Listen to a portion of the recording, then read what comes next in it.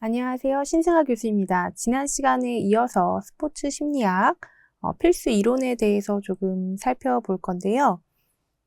스포츠 심리학 많이 어려워 하시는데 제가 좀 팁을 드리면 챕터 2, 챕터 3, 챕터 4에서 굉장히 많이 출제가 되고 있습니다. 그래서 이 많은 챕터를 난 다 공부할 자신이 없다라고 하시는 분들은 챕터 2, 3, 4는 2, 3, 4만 집중적으로 좀 공부를 하셔서 시험을 보시면 그래도 과락 기준은 여러분들이 넘기실 수 있다라고 보여지거든요. 그래서 난 도저히 다 준비를 못하겠다 하시는 분들은 조금 제가 지금 이론하는 강의와 더불어서 책의 내용을 참고하셔가지고 그 부분만 집중적으로 공부를 하시는 것도 하나의 방법이다 라는 측면에서 조금 설명을 드리고 싶습니다. 자, 그러면 함께 이론을 이어서 살펴보도록 하겠습니다. 네, 챕터 4, 스포츠 수행의 사회심리적 요인에 대해서 살펴볼 건데요. 앞에 챕터 2와 챕터 3에서 제시했던 요인들과 대비했을 때 상당히 적죠. 네, 그래서 집단 응집력, 리더십, 사회적 촉진, 사회성 발달과 관련해서 내용들이 제시되어 있는데 조금은 그래도 앞에 2, 3번에 비해서 내용들이 그렇게 어렵지는 않습니다. 그래서 2, 3번을 좀 많이 공부하시고 4번 챕터까지 여러분들이 공부를 좀 하신다라고 한다면 스포츠 심리학 그렇게 어렵지 않게 문제를 푸실 수 있을 거라고 생각이 듭니다. 하나하나 지금부터 저와 함께 살펴보도록 하겠습니다.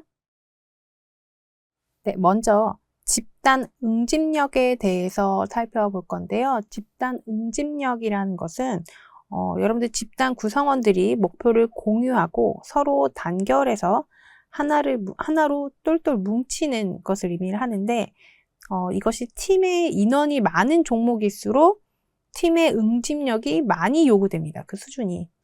팀워크라고 사실 생각을 하시면 될 것 같아요. 그런 차원에서 그 개념을 이해하시면 될 것 같습니다.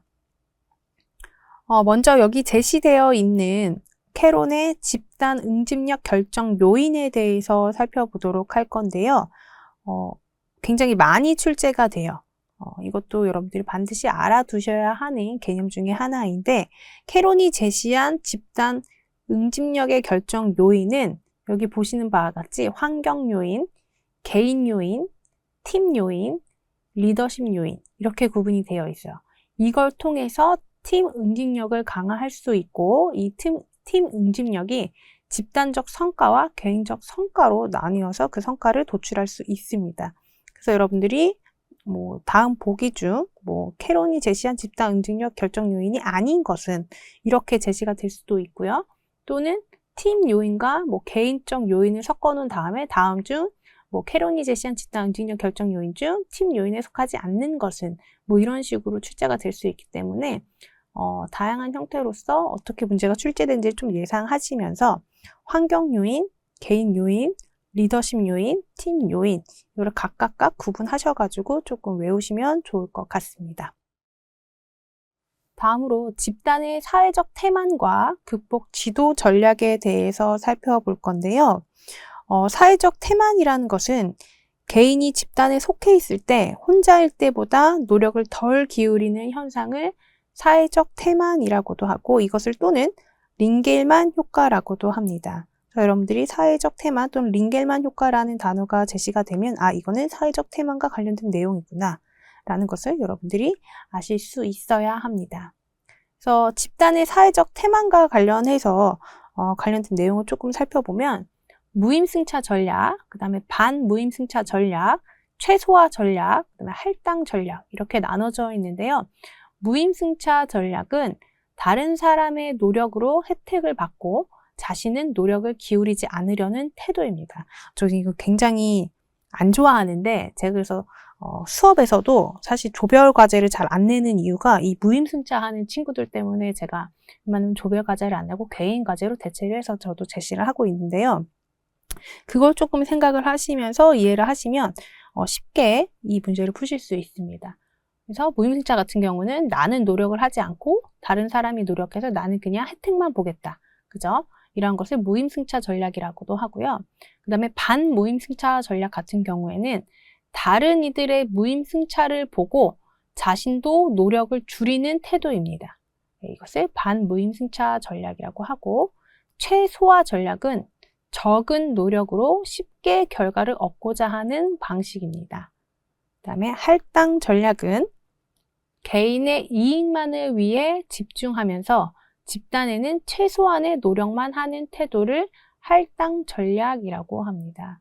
그래서 여러분들이 여기서는 무임승차 전략과 그다음 반무임승차 전략, 그 다음에 할당 전략 관련해가지고 각각 그 용어에 따른 그 내용들, 주요 내용들을 조금 이해하시면 쉽게 문제를 푸실 수 있습니다. 다음은 리더십과 관련된 내용인데요. 리더십 이론을 좀 살펴보면 특성적 리더십 이론, 행동적 리더십 이론, 상황적 리더십 이론, 다차원 리더십 모델 이렇게 제시가 되어 있는데요. 특성적 리더십 이론을 살펴보면 리더는 선천적 특성이나 자질로 구분되며 타고난 성격과 신체적 특성이 중요하다라고 보는 이론이고요. 행동적 리더십 이론은 리더의 행동과 스타일에 초점을 맞추면서 특정 행동 패턴이 리더십을 효과적으로 발휘할 수 있다라고 보는 이론입니다. 상황적 리더십 이론은 리더십은 그 상황에 따라서 달라질 수 있다라고 보면서 팀의 성숙도와 그 환경에 맞춰서 조정이 가능하다라고 보는 이론이고요. 다차원 리더십 모델은 굉장히 많이 출제가 되고 있는데 이 부분도 여러분들이 반드시 이해하고 넘어가셔야 되는 부분입니다. 이것은 리더십의 상황적 요인, 리더의 행동, 구성원의 요구 등 다양한 측면에서 분석한 모델을 의미를 하는데요.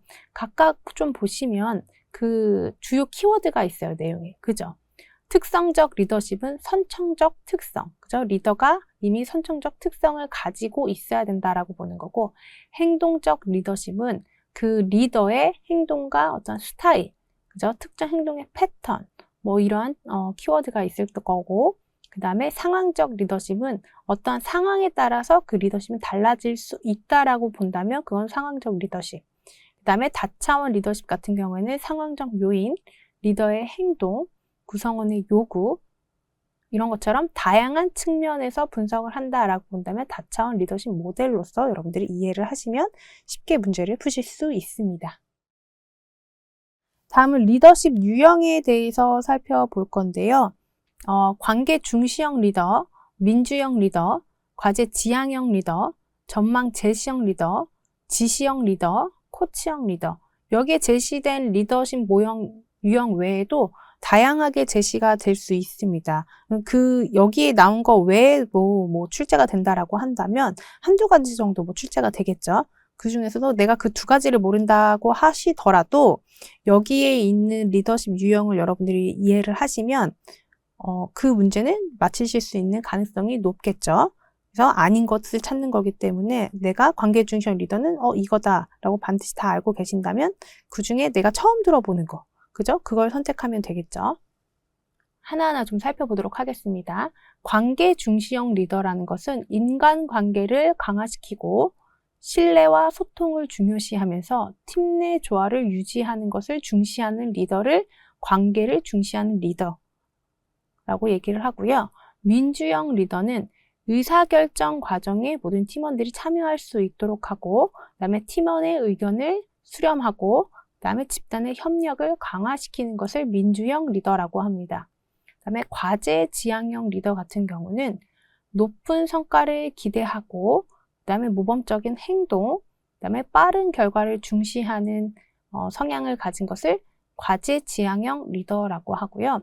그다음에 전망 제시형 리더는 비전을 제시하고 미래의 방향성을 설정하고 목표 달성에 영감을 많이 주는 전망을 제시하는 스타일의 리더십을 발휘하는 걸 전망 제시형 리더라고 합니다. 또는 지시형 리더가 있는데요. 이 특성을 좀 살펴보면 명확한 지시를 내리고 가장 중요한 키워드는 권위적인 스타일을 가지고 있고 그 다음에 업무 중심 관리를 중시하는 차원을 가졌다라고 한다면 지시형 권위적 리더 형태다. 만약에 지시형 리더, 권위적인 리더와 관련된 문제가 제시되면 약간 권위적인 스타일과 관련된 어떤 사례들이 아마 제시될 가능성이 높습니다. 다음 코치형 리더는 개별 피드백, 그다음에 성장을 촉진하고 개인의 강점을 개발하기 위한 어떤 그런 코치를 많이 해주는 리더를 코치형 리더라고 합니다. 이 외에도 다양한 리더십이 제시가 될 수 있어요.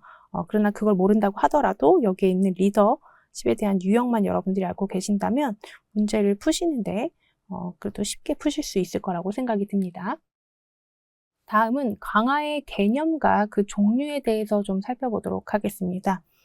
강화라는 것은 행동의 빈도를 증가시키는 자극이나 그 결과로서 행동 반복 가능성을 높이는 것을 의미를 합니다. 이러한 강화의 종류에는 정적 강화, 부적 강화, 또 1차적 강화, 2차적 강화, 연속 강화, 간헐 강화 이렇게 구분이 되어 있는데요. 정적 강화라는 것은 긍정적 강화도 같은 의미이고 부적 강화라는 것은 부정적 강화 같은 의미이다 라고 여러분들이 반드시 이해를 하시고 좀 하나하나 살펴보도록 하겠습니다. 정적 강화 같은 경우에는 보상을 제공함으로써 그 행동을 강화하는 것인데요. 예를 들어서 뭐 좋은 성적을 이제 받아온다면 칭찬을 해주는 것. 이게 보상으로 그 행동을 강화시키는 거고요. 두 번째 이제 부적 강화 같은 경우에는 불쾌한 자극을 제거함으로써 그 행동을 강화시키는 것입니다. 그래서 뭐 예를 들면 숙제를 끝내면 네가 하고 싶은 것을 할 수 있도록 해줄게. 뭐 이런 식으로 그죠? 불쾌한 자극을 제거해서 그 행동을 강화시키는 것. 이것을 부적 강화라고 합니다. 1차적 강화는 생리적 욕구를 충족시키는 강화인데요. 뭐 예를 들어서 잠이라든지 음식이라든지 배설 등과 관련해가지고 강화를 시키는 것인데 뭐 이런 것들도 뭐 이 문제를 다 풀고 나서 화장실을 갈 수 있어. 뭐 이런 식 있잖아요. 그런 식으로 강화하는 것. 그다음에 2차적 강화는 학습된 보상으로 1차적 강화물과 연결된 것을 의미를 하는데요. 이것은 이제 뭐 좋은 성적을 뭐 냈어요. 그런 경우에 내가 용돈으로 얼마를 줄게. 뭐 그죠? 이러한 것들 또는 너가 잘했으니 점수를 줄게. 뭐 이런 식의 다양하게 예시를 들 수가 있습니다. 그 다음에 뭐 이제 연속 강화 같은 경우에는 매번 행동이 나타날 때마다 그 강화를 계속 제공해 주는 것입니다. 뭐 예를 들어서 매 시험 너가 100점을 맞아올 때마다 나는 보상을 해줄 거야. 라는 식의 강화, 이러한 것들이 하나의 예시가 될 수도 있겠고요. 그 다음에 간헐 강화 같은 경우에는 간헐적으로 그죠? 특정한 간격이나 비율로서 강화를 제공하는 것입니다. 그래서 뭐 예를 들어서 뭐 때때로 칭찬을 해준다거나 그 보상을 해주는 것, 뭐 이러한 것들.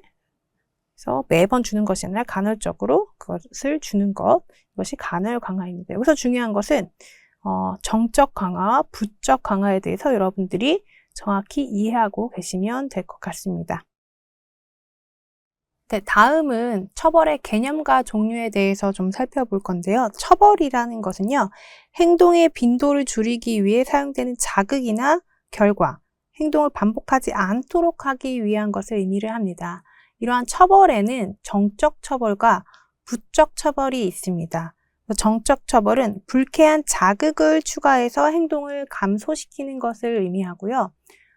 부적 처벌은 긍정적 자극을 제거해서 행동을 감소시키는 것입니다. 여러분들 정적 처벌하고 부적 처벌을 굉장히 많이 헷갈려 하시는데 예를 들면은 어떤 잘못을 행동을 했을 때 이것을 불쾌한 자극으로 그 행동을 감소시키는 거죠.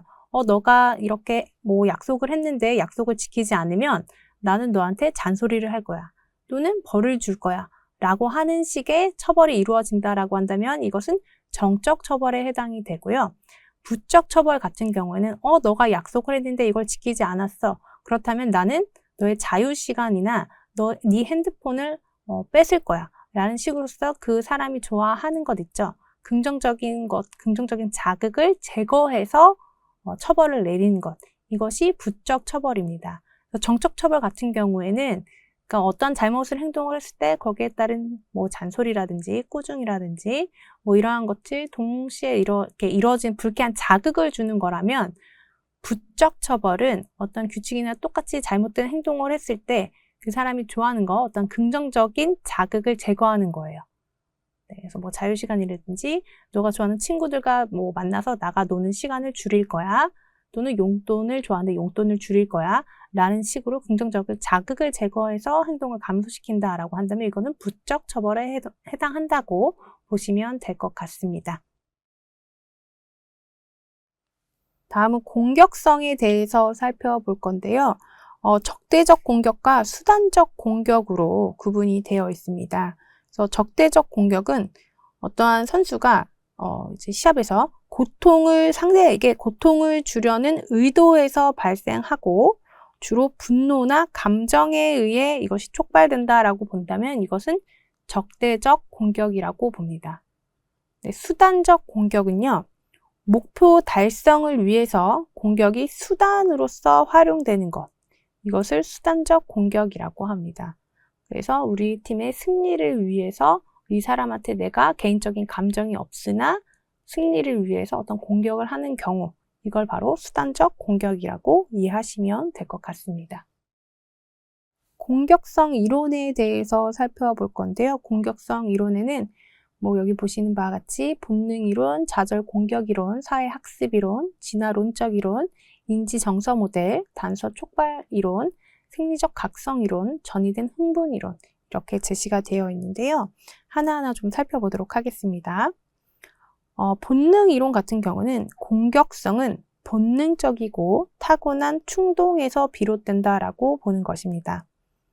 좌절 공격 이론은요. 좌절이 공격성을 유발하는 직접적인 원인이 된다라고 보는 이론이고요.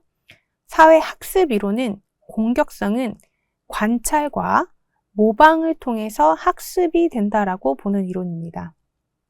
진화론적 이론은 공격성은 생존과 번식을 위한 진화적 적응으로서 발전된다라고 보는 이론이고요. 인지 정서 모델은 공격성은 부정적 감정과 관련된 사건이나 그 자극에 의해서 촉발된다라고 보는 이론입니다. 단서 촉발 이론은요, 공격성은 좌절뿐만 아니라 공격을 유발하는 단서에 의해 촉발된다라고 보는 것이고요. 생리적 각성 이론은 높은 생리적 각성 상태에서 작은 자극에도 과민하게 반응해서 공격성이 나타난다라고 보는 이론이고요.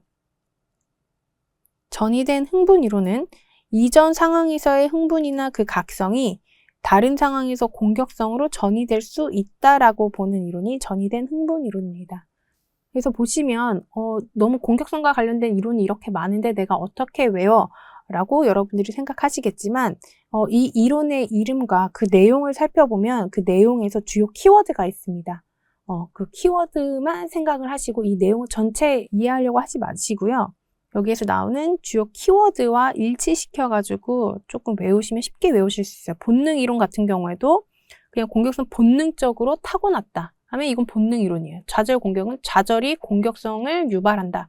그죠? 이건 따로 외울 필요 없이 아마 그 보기가 만약에 주어진다라고 한다면 좌절과 그 공격성의 키워드가 반드시 제시가 될 겁니다. 그러면 이건 좌절 공격 이론이다. 이 정도면 여러분들이 이해하실 수 있을 정도로만 학습을 해 놓으시면 문제 맞추는데 크게 어려움이 없고요. 사회 학습 같은 경우에는 여기에는 그 키워드랑 안 맞잖아요. 이건 같은 경우는 좀 외워야 되겠죠. 사회 학습은 공격성 관찰과 모방, 그죠? 관찰과 모방이 제시가 되면서 학습이라는 단어가 뒤에 제시가 될 거예요.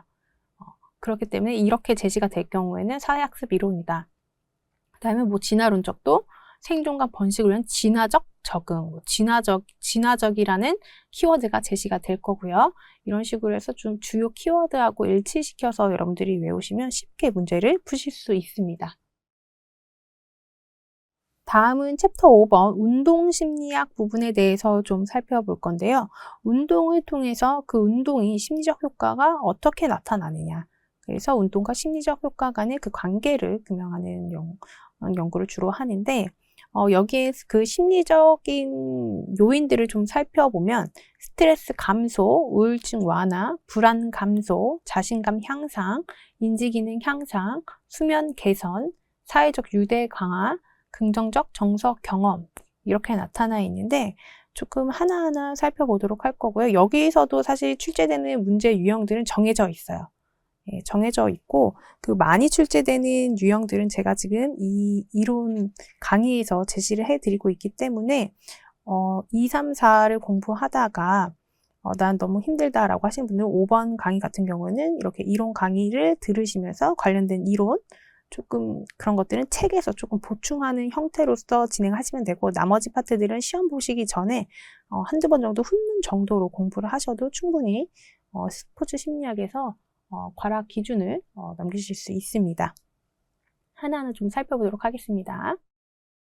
먼저 운동심리 이론에 대해서 살펴볼 건데요. 여기에는 이제 한 8개 정도가 제시가 되어 있는데 하나하나 살펴보도록 하겠습니다. 계획된 행동 이론을 보면요. 이것은 행동 의도가 행동을 결정하며 태도, 주관적 규범, 행동 통제 인식에 영향을 받는다 라고 제시를 해 놓았습니다. 반면에 합리적 행동 이론은요. 의도가 행동을 결정하며 태도와 주관적 규범이 그 의도를 형성하되 행동 통제는 고려하지 않는다라고 제시가 되어 있습니다. 그러니까 계획된 행동 이론은 행동 의도가, 그죠? 행동 의도가 그 행동을 결정하고, 그죠? 태도와 주관적 규범, 그 다음에 행동 통제 인식에 영향을 받는데, 합리적 행동 같은 경우에는 태도와 주관적 규범이 그 의도를 형성하기는 하지만 행동 통제는 고려하지 않는다라는 점에서 계획된 행동 이론과 반드시 구분되어져야 하는 부분입니다. 다음은 사회 생태학 이론인데요. 행동은 개인적, 사회적, 환경적 요인이 상호작용해서 형성되어진다 라고 한다면 이것은 사회 생태학 이론이라고 보시면 될 것 같고, 또 자신감 이론에서도 제시가 됐던 건데 유능성 동기 이론 같은 경우도 살펴보면 유능감을 느끼는 상황에서 동기가 증가하고 이 성공적인 수행이 자신감과 그 동기를 강화할 수 있다는 측면에서 운동심리 이론과 관련성이 있다라고 보는 이론입니다. 또 자기결정 이론 또는 자결성 이론이라고도 합니다. 이것도 굉장히 많이 출제되는 이론 중에 하나인데요. 좀 살펴보면 자율성, 유능감, 관계성의 기본 욕구가 그 동기를 결정하며 내재적 동기가 행동의 지속성을 촉진한다 라고 보는 것이 자기결정 이론입니다. 이어서 건강신념 모형은 건강행동은 문제의 심각성, 취약성, 이익과 장애 요인에 대한 인식에 의해서 결정된다라고 보는 것이고요. 다음은 자기효능감 이론은 자기효능감이 행동을 촉진한다. 즉, 행동을 성공적으로 수행할 수 있다라는 믿음을 가지면 그것이 긍정적인 행동을 촉진할 수 있다라고 보는 이론입니다. 다음으로 변화 단계 이론인데요. 이 변화 단계 이론은 사실 프로차스카가 제시한 이론인데 굉장히 많이 출제가 되고 있어요. 그래서 운동심리 이론 중에서도 사실 변화 단계 이론이 제일 많이 출제가 되고 있기 때문에 이 부분에 대해서 여러분이 반드시 이해를 하고 가셔야지 한 문제를 더 맞히실 수 있습니다. 그래서 프로차스카가 제시한 이 변화 단계 이론은 행동의 변화는 무관심에서부터 유지 단계, 그죠? 즉, 이 5단계를 거쳐서 이루어지며 각 단계에선 다른 전략이 필요하다라고 하면서 그 단계를 제시를 했는데요. 하나하나 좀 살펴보도록 하겠습니다. 네, 여기 보시면 무관심 단계부터 유지 단계까지 제시가 되어 있죠. 하나하나 살펴보면 무관심 단계는 변화에 대한 의지가 없는 단계입니다.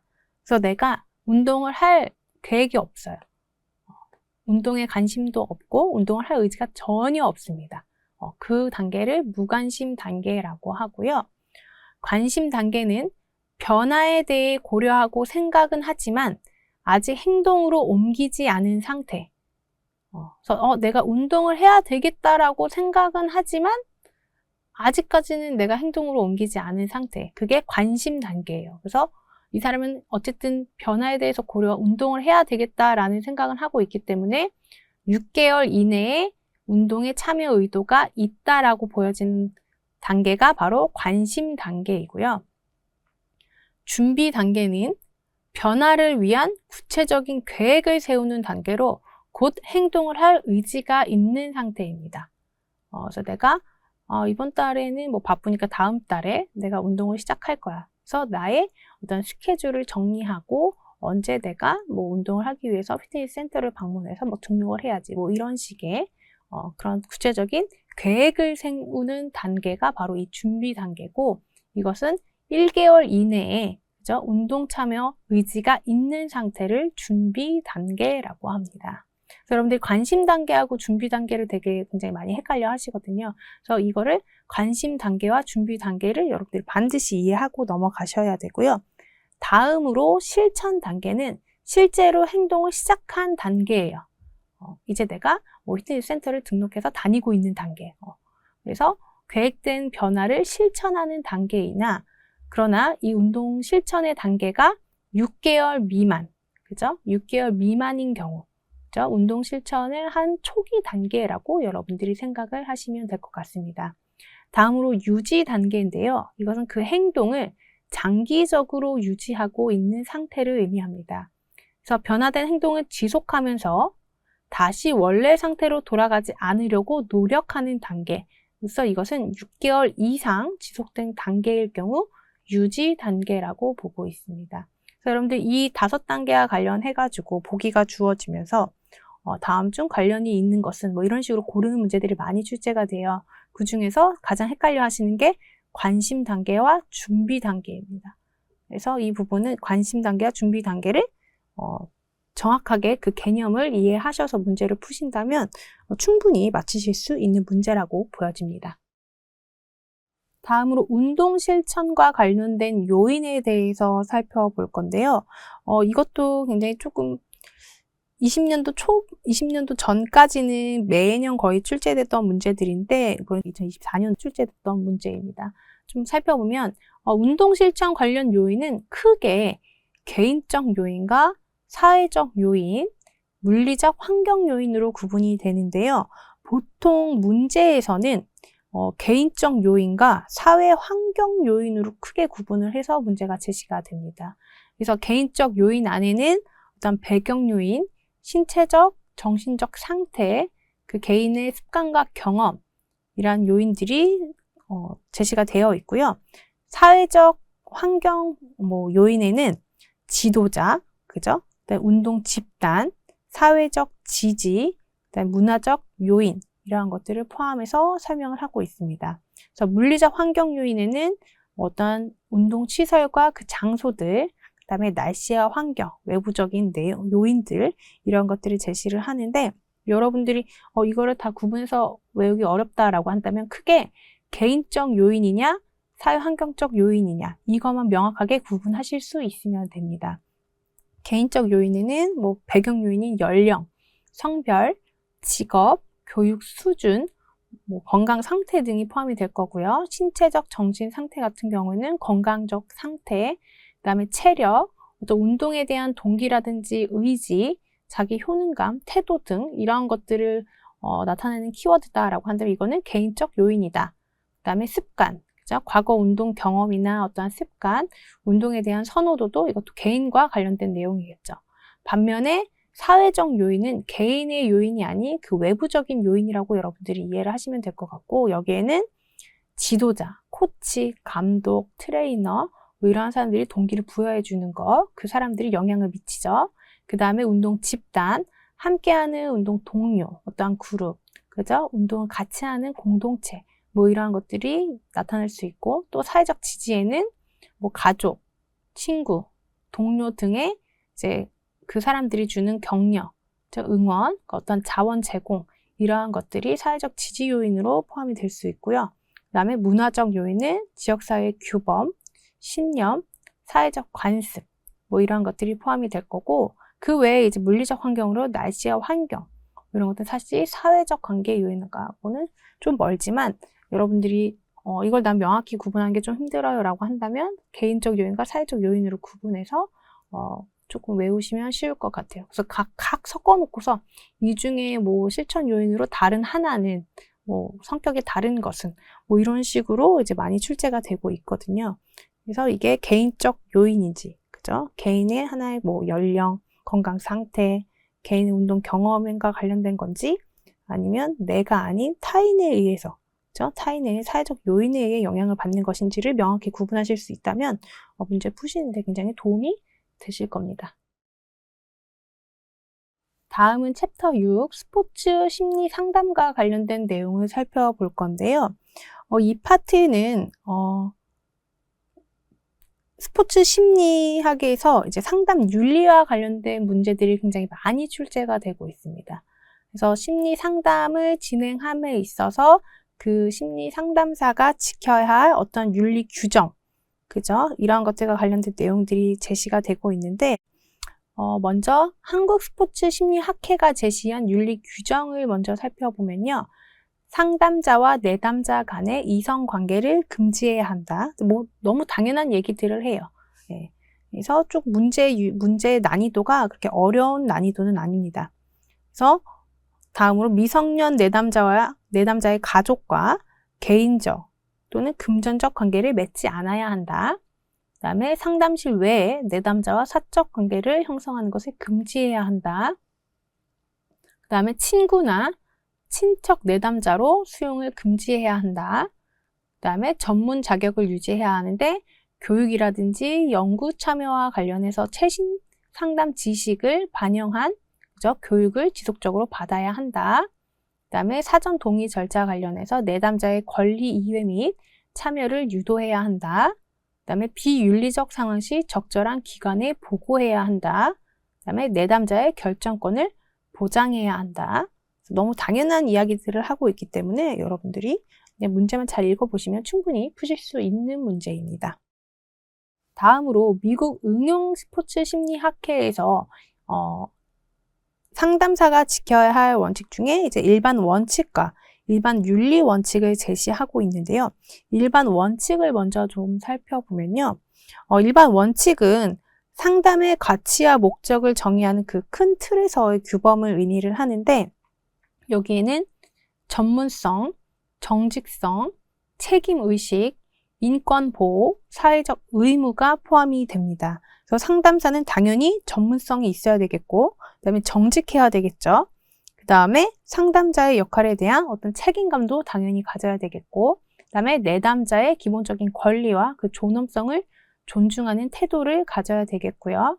그 다음에 상담자로서 사회에 대한 그 책임감과 그 실천, 사회적 의무를 다 해야 되겠죠. 반면에 이제 일반 윤리에 대해서 조금 살펴보면 일반 윤리는 상담자가 실질적으로 지켜야 할 행동 지침이나 행동 규범을 규정한 것을 의미하는데요.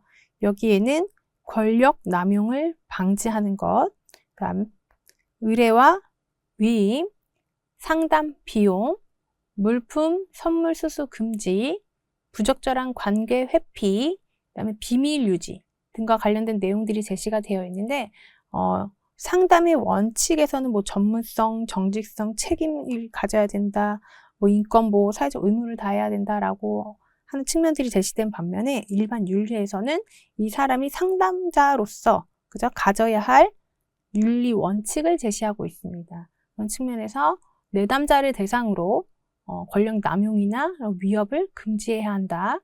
또는 상담자가 자신의 능력을 넘는 문제는 타 전문가에게 의뢰해야 한다. 그 다음에 합리적인 비용을 책정하고 사전에 설명을 해야 한다. 그 다음에 내담자로부터 물품이나 선물 수령을 금지해야 한다. 그 다음에 상담자와 내담자 간에 부적절한 관계를 형성하면 안 된다. 그 다음에 상담에서 다룬 내용을 당연히 철저히 보호해야 한다라는 윤리 규정을 지켜야 한다라고 제시를 하고 있습니다.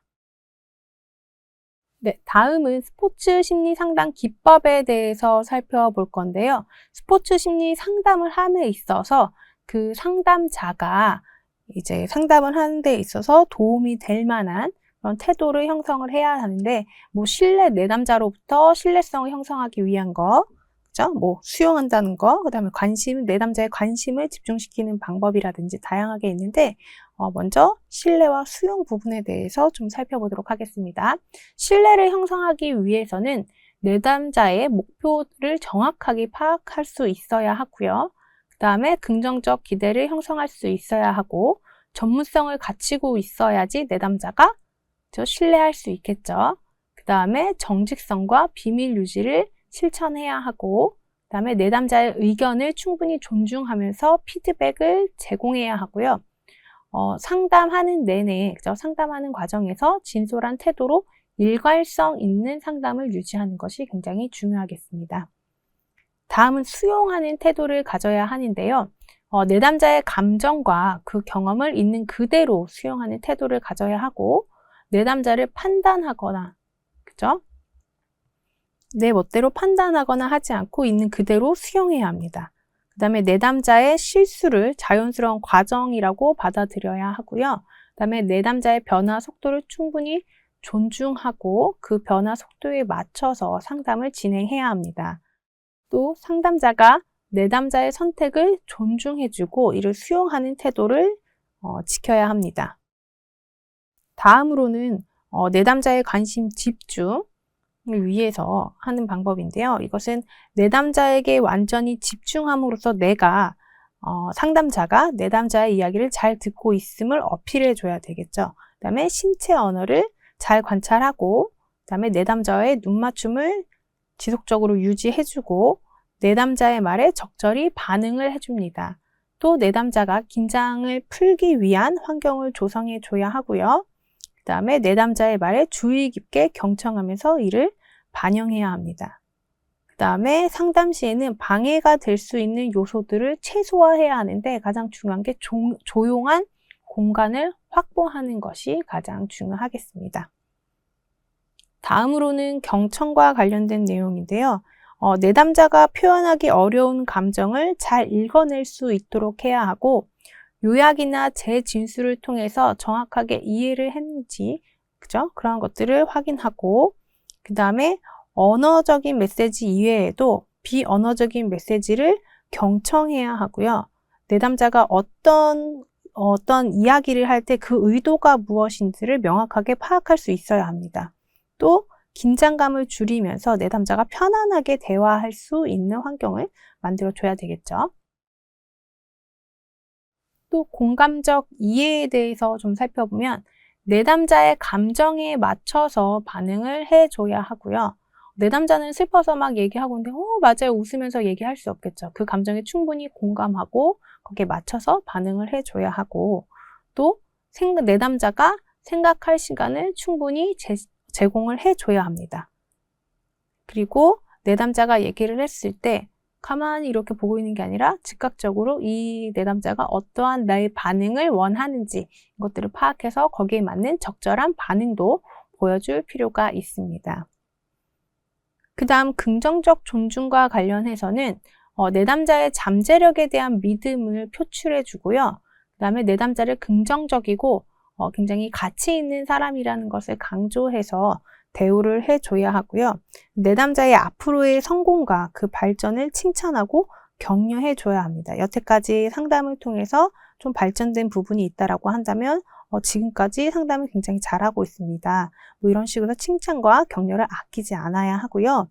그 다음에 내담자의 강점을 강조하면서 내담자의 자신감을 좀 북돋아줄 필요가 있습니다.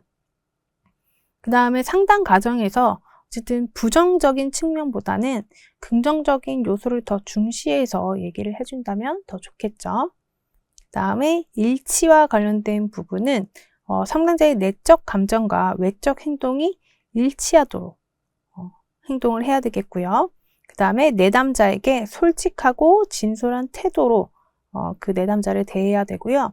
일관성 있는 행동으로 신뢰를 형성해야 하고 그 다음에 상담자 자신의 생각과 감정을 솔직하게 표현해야 합니다. 뭐 내담자에게 잘 보이기 위해서 거짓된 생각과 감정을 뭐 이렇게 이야기하면 그 내담자도 이 사람이 지금 나한테 거짓말로 하고 있구나. 이런 식으로 느끼게 된다면 그 상담이 더 이상 진행되지 못하겠죠.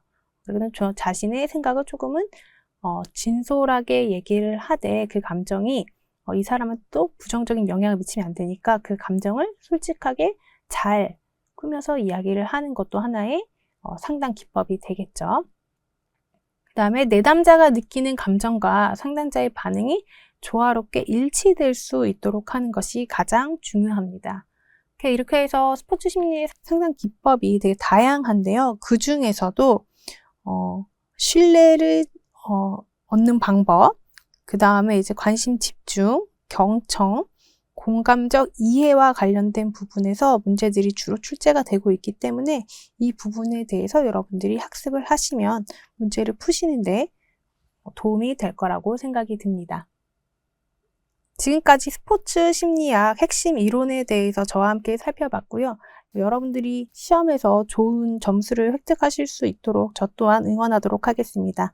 감사합니다.